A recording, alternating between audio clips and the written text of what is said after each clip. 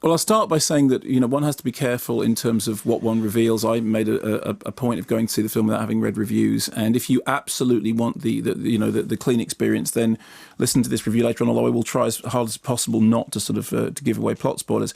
As a Nolan fan, I found myself largely enthralled, often amazed, and occasionally aghast. The film has great successes. The film also has flaws. In terms of the narrative, I think that if you're a fan of Inception and Memento and The Prestige, you will find yourself longing for the narrative rigour of those. A lot of people have talked about this being a more emotional experience than his other films. I have never found his films chilly. There is a battle going on for the heart of this movie, which is between science and sentimentality and silliness. And the three things continue to war. In terms of the story itself, this kind of future dystopia, I mean, is there any other future, which I think sort of harks back to the original novel of When Worlds Collide, which is then, of course, made into a film in 1955. The idea of the space arc, mankind is going to have to leave the Earth. And Matthew McConaughey's role is to go out and to go and find a new home via this wormhole. That's pretty much as much as I'll tell you about the plot, except that to say that whereas the temptation is obviously to start talking about 2001 because, that's obviously, and you did in that interview, it is in the back of that. I would say the thing that really hangs over this is Contact. I mean, the inspirations as far as the narrative is concerned are very varied. You could also with Matthew McConaughey. Yeah, also with Matthew McConaughey. I mean, you could say The Haunting of Hill House, you could say Slaughterhouse 5 in terms of the way in which it looks at time travel, you could Silent Running with the dystopian future Event Horizon. There is some of that going on in there.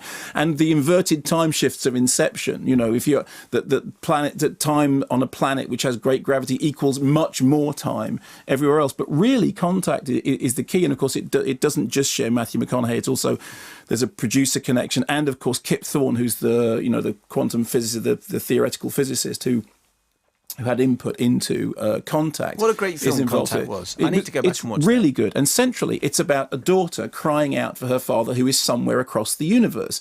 And that story is really at the heart of this. Now, I think when Chris Nolan talks about this being a film about emotional truth, that is what it's about. It's about a father and a daughter relationship. And I mean, his films are, in the end, consistently about family. The same is true of Inception. It's about somebody trying to get back to their kids because they've lost their wife. I mean, you could even say, it's true of Batman, in which there's the lost father thing. His films constantly deal with family, and at the heart of this is that relationship between the daughter and the father. And the father has to leave his daughter in order to find a future for humanity, of which his daughter is a part. And that's kind of the emotional core. Everything else around it is sort of built around that central theme. Now, sometimes the science and the sentimentality absolutely work hand in hand. Sometimes what happens is that the sentimentality and the silliness wins over the science, and that's a problem. I should say, without saying anything about the plot, the last 15 minutes of the movie really actually made me go, no, really? No, really? But up until that point, there had been so much that made me go, because what Nolan does, and when you made the 2001 comparison, you see, when I think of 2001, I think of Douglas Trumbull working on those special effects, and Trumbull, of course, who made Silent Running. That thing about there are very few filmmakers working today who have as much faith in the power of the image as Nolan does. And I saw it in 70mm IMAX, at the BFI, and there are just so many things in it in which you think, this is like, you're reminded of a whole history of spectacular cinema. You're thinking of, Ben-Hur and The Robe and Ten Commandments. You're thinking of all these things because what he understands is the power of light, the power of the cinematic spectacle. In movies like Inception, that has been welded very, very much to a narrative which makes sense, but also, I think, works emotionally. I do think those films are emotional. The Prestige is another example, I think, which it is a profoundly emotional film. In the case of this, that what you get is you get all the emotional stuff. I mean, but you're quite right about Mackenzie Foy. She's terrific. She's absolutely terrific. And that moment when the very near the beginning of the film, when he says, "I have to leave because I have to go off into space to go and discover a future," is done brilliantly. What I don't think the film manages to do is to be rigorous enough in terms of the way it actually, in the end, it succumbs to its own sentimentality. And I think that's a major flaw. There are also points in it which are just clunky plot exposition. As you get towards a wormhole, somebody starts explaining on a piece of paper how a wormhole, you think you would have had that conversation on Earth. There's a moment that you referred to in which they're having a Jeff Tracy moment. There is a Jeff Tracy moment in which they're having a discussion and he presses a button and the next thing, the thing moves back. And it's Thunderbird Thunderbird 1 or Thunderbird 2, I'm not quite sure, arrives in the middle of There's a massive rocket, yes. But I think in terms of there is more good stuff in the movie than there is bad stuff. There is spectacle in there to spare. There is also heart and soul in there to spare. I don't mean spectacle just like empty spectacle. I mean spectacle that means something. I mean, I think that what he manages to do is to approach cinema in a way that does connect with you on an emotional level. Sometimes the emotion is awe, but it is also fundamentally about that family connection, which I think, as I said, runs all the way through all of Nolan's movies.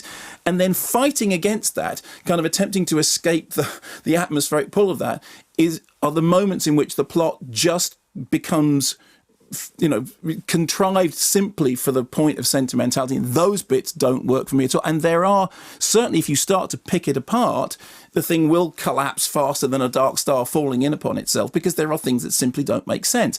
But you go with them because they make emotional sense. So I think overall, it's not Nolan's best film. I still think that, for me, that would be Batman Begins or The Prestige or Inception. In terms of sheer cinematic spectacle, it's extraordinary. And I would, absolutely say you have to see it and you have to make up your own minds about it. There are things in it that I think, if you're like me with a slightly cynical, I like sentimentality, you will feel exasperated. But there is enough in there that works on a cinematic level to overcome those issues. Personally, I wanted more rigor, but I got so much else from it. I mean, there are tiny little moments. I mean, the camera moving through the fields at the beginning of the movie. It's almost like a Terrence Malick quality to those images. Nolan understands imagery in the same way that Méliès did, way back at the turn of the century when he was inventing, let's take man to the moon because we can do, because we've got cinema. That's what cinema is there for. And I think all of those things were, meanwhile, the score in Sunny, because the score does this strange thing, but on the one hand, sometimes it sounds like a kind of Argento goblin score. On the other hand, it's like massive, great big church organ doing hallelujahs in the background. But in the back of it all, and I think you'd agree with me on that, there is Contact. And that's not a problem for me, because I really like Contact. And there's lots of correspondence on this, but if it had more rigour, yes, it would have lost the sentimentality. No, I think the point is that the sentimentality works best when it is within the rigorous play. I think that the stuff in which that stuff gives way to sentimental contrivance actually is the stuff that doesn't work.